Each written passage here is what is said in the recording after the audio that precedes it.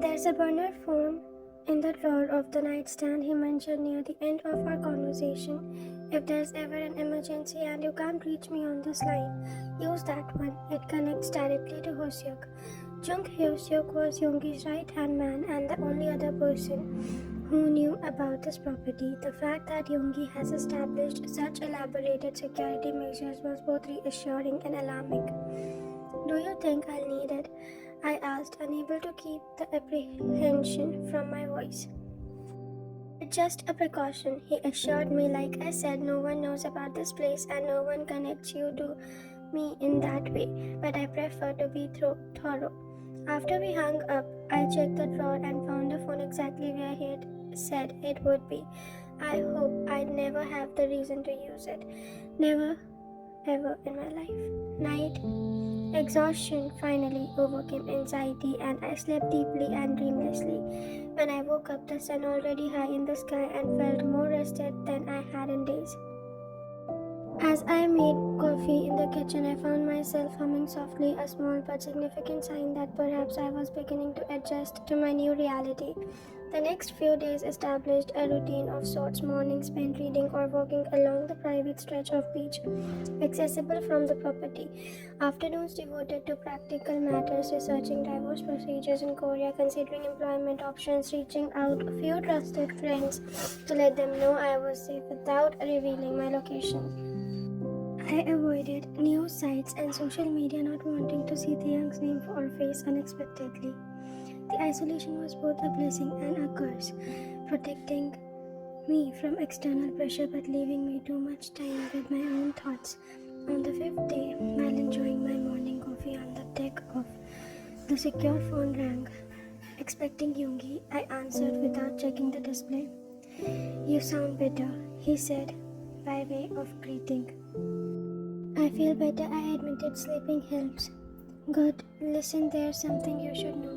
His tone shifted, becoming more serious. Taeyang has been asking me about whether I've heard from you, whether I know where you are.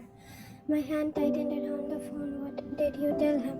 "The truth as far as it goes. That you and I always been friends, but I haven't been in contact with you since before your disagreement.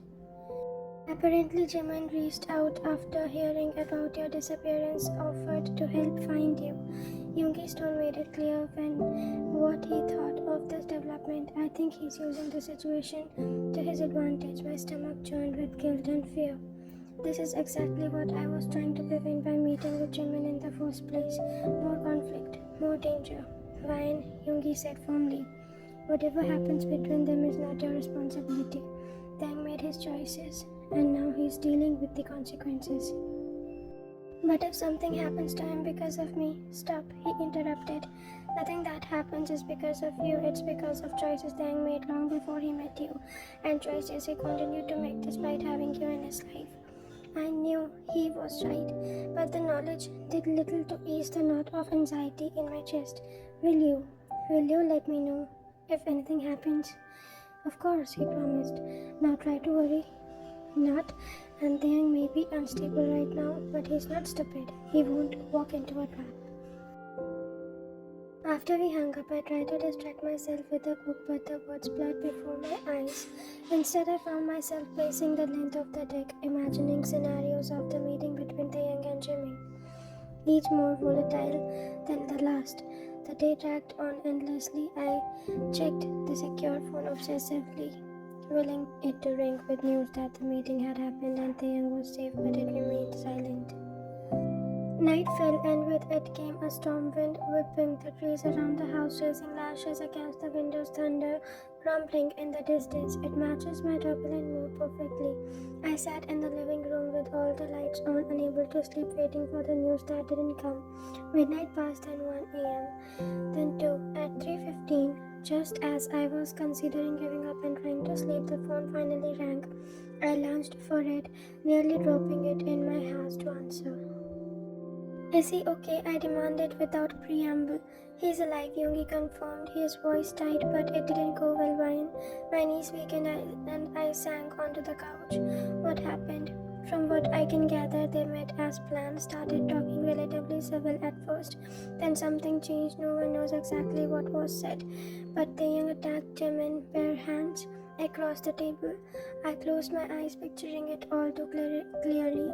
The young's face controlled with the same rage I'd seen directed at me, his control snapping like a taut wire.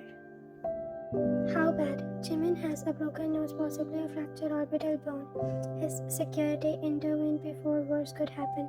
Yoongi paused and added, the young took a beating in return.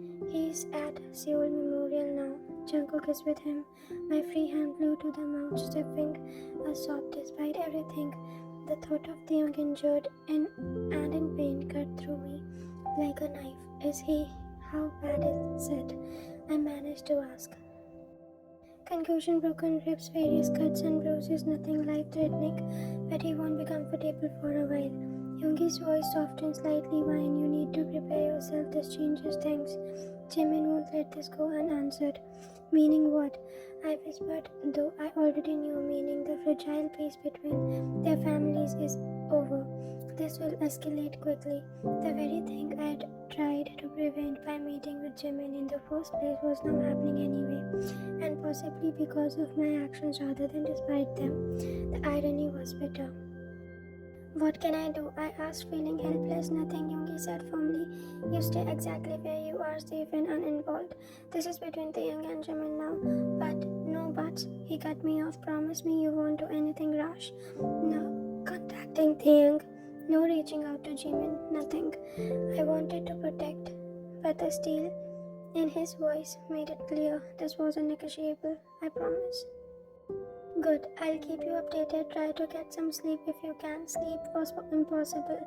Of course, I spent the rest of the night curled in the couch, watching the storm rage outside and trying not to imagine Thing in a hospital bed, broken and seething with anger that was at least partially my fault. By morning, the storm has passed, leaving behind a clear sky and debris strewn grounds. I ventured outside, the cool air bruising against my skin. As I walked along the wet grass, carefully avoiding fallen branches, I tried to sort through my tangled emotions.